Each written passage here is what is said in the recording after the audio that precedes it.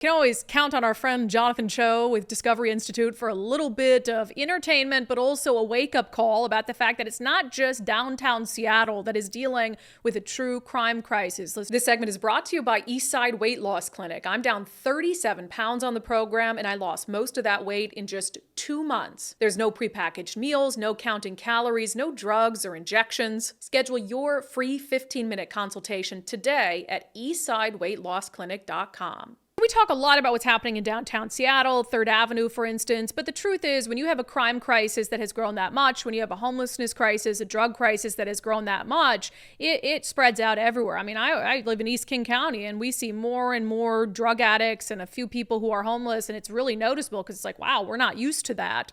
And one of the areas of Seattle that has become an increasing problem, it's always had a little bit of low-level crime, but it's become an increasing problem, is Aurora Avenue in North Seattle. There was just a shooting there too. 41, this is from Como News, 41 shells found as police search for at least 3 suspects in latest Aurora Avenue shooting. There's been some really horrible acts of random violent crime up there, et cetera, et cetera. And then of course there are the old standby issues that have been happening on Aurora Avenue for a really long time. One of them being prostitution, which, man, I mean, last time I drove on Aurora, I think I've told this story on the show before.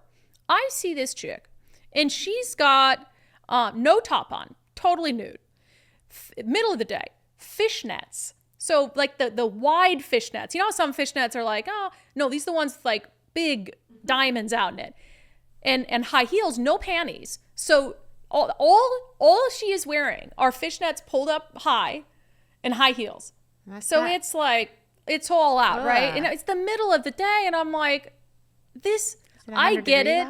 That, you know, there was this whole, before I get to Jonathan Cho's video, which is total peak Jonathan Cho.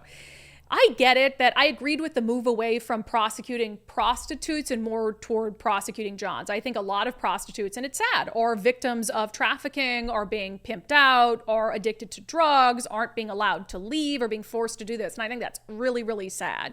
So I understand the city of Seattle wanted to try to sort of focus on the demand, and then everything else hopefully go with it. But clearly, whatever they're doing isn't working. And part of that is we just don't have enough police officers. You really think SPD has enough time to be doing stings to arrest Johns who are picking up prostitutes on Aurora Avenue? No, they're like down like 700 officers. So this issue becomes a huge quality of life problem and, yes, contributes to criminal behavior. So Jonathan Cho goes up there and he stops by this gas station. And in there, he finds a lady of the night. Here's the video. What you reporting for? I just see you in a bikini inside a gas station. That's why I'm just wondering. Yeah, this is the Blade be selling ass over here, so you can put your camera down. Okay. I ain't got no shame in my game. So fuck. I'll break your phone. I dare you to run in those heels. I'd love to see you. Oh shoot.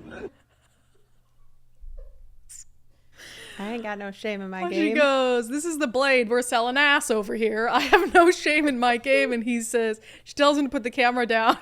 And Jonathan Cho, I hate to laugh, but then he goes, I dare you to run at me in those heels, because she's got like 4-inch heels on and she takes off after him. Can we play it one more time? I also love, if you're watching the show today, I think Matt Gilbert pointed this out. She's getting some food, you know, in just this thong and top. And there's the sign above. She's at the hot food area, you know. Yep. It says, looking hot. She's standing underneath it. Okay, just play it again for a little comic relief today. What you reporting for? I just see you in a bikini inside a gas station. That's why I'm just wondering. Yeah, this is the Blade be selling ass over here, so you can put your camera down. Okay. I ain't got no shame in my game. So fuck. I'll break your phone. I dare you to run in those heels. I'd love to see you. Oh shoot. Yeah. So for the record, I'm laughing at Jonathan Cho. I don't know this young woman. For all I know, she could be being trafficked or she's someone's daughter. So I'm not laughing at her. I'm laughing at Jonathan Cho. This is just an entirely ridiculous scenario in the middle of the day. And there's a cutout of Dwayne "The Rock" Johnson in the background of the shot, which that's my celebrity crush. Mm-hmm. I think Mike already knows that, so I can say that. Pass. So anyway, so that's one thing. Like, seeing a prostitute on Aurora Avenue isn't particularly the most fascinating thing. I mean, that's been an issue for a long time. But then Jonathan Cho, as he flees the woman running at him in high heels, he's outside, and you see the other quality of life issues that come along with it. And then you see this fella. Hey, bro. Hey, man, you okay? You okay, man? What are you on, blues? You on blues? Man, you can't stay on the street, man. It's an alley. Someone's gonna, like, hit you. Can we at least get you off the side of the street?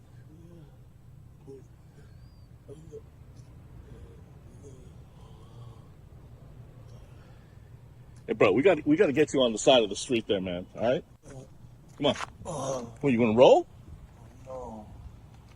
Nah, man, I gotta pick you up, man. Yeah, that's the human suffering of progressive policies.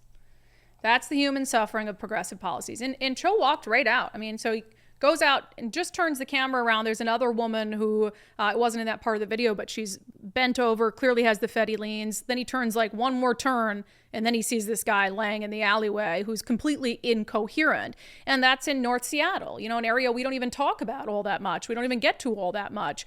You've got shootings up there. You obviously have prostitution issues. You have drug issues. All of that brings gangs into the equation. So that probably leads back to the shootings and all of that. So it's just a horrifying situation, not to mention, you know, you know what comes along with prostitution and some of the bigger issues with that, like human trafficking and, you know, young women being victimized and all of that stuff. So then I just look at that, and it's like there's a movie called, like, what is it, Through the Rear Window or something like that, where it's like the whole movie just takes place looking out this back window at this like crime happening and stuff. And that's what this reminded me of, is just this point in time where it's just one continuous shot where he's in there, prostitute, woman clearly on fentanyl or something, turns it around, one continuous shot of so much suffering and such a good, unfortunate reflection of Seattle's policies and what it's done to a once wonderful, beautiful city.